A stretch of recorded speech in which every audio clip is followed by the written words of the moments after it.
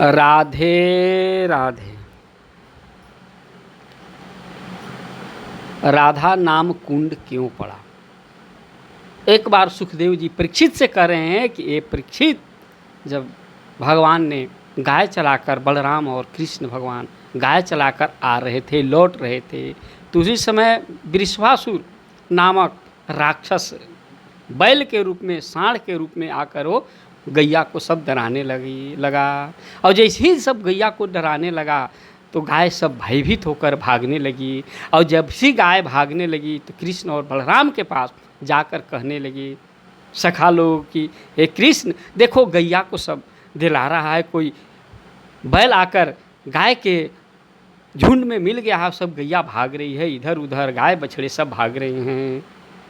कहा कि देखते हैं। मैं देखा कि ये तो राक्षस ही है, जो कंस ने ही भेजा था मारने के लिए, कृष्ण और बलराम को मारने के लिए कंस ने ही भेजा था। और जैसे ही कंस ने ही भेजा था, गए भगवान ने कहने लगी, का रे कपटधारी राक्षस, तुम मेरी गैया को तुम भय दिखाते हो?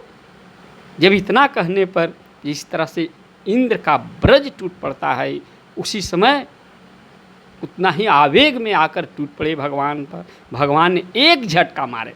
जैसी भगवान ने एक झटका मारे, वहीं पर ओम नमः शिवाय गोविंदाय नमः हो गया, वो मर गया वहीं पर राक्षस ने।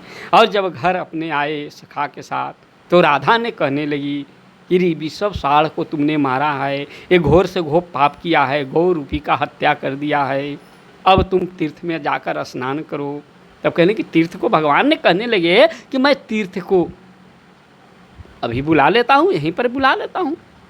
गिरिराज पर्वत के निकट गोवर्धन पहाड़ के नज़दीकी गए और कुंड खोदवाए, और कुंड खोदाए, गड्ढा खोदवाए, उसमें जल डलवाए, और जल डलवा कर ही आए हुए तीर्थों को आमंत्रित किए और स्नान किए।